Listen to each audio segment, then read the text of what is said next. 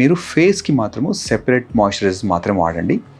And ఈ creams ఏదైనా కూడా మార్నింగ్స్ వాడకపోవడం మంచిది. ఎందుకంటే మార్నింగ్ ఒక్కసారి డస్ట్కి వెళ్ళిన తర్వాత ఈ ఆయిలీనెస్ ఉండడం వల్ల ఇంకా డస్ట్ అట్రాక్ట్ అయ్యి ఫేస్ ఇంకా డార్క్, ఆ పోర్స్ క్లోజ్ అయిపోయి డార్క్ అయిపోతుంది.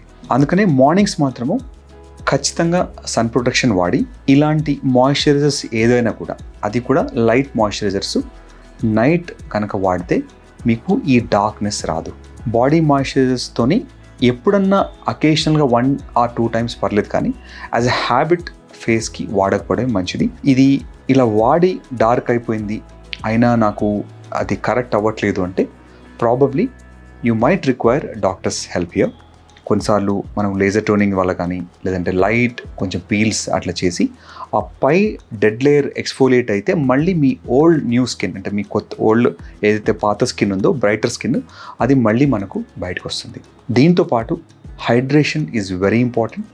డ్రైనెస్కి ఎన్విరాన్మెంట్ ఒకటే కాదు, ఇంటర్నల్ హైడ్రేషన్ కూడా చాలా ఇంపార్టెంట్ ఉంటుంది. సో ఖచ్చితంగా you take adequate fluids orally.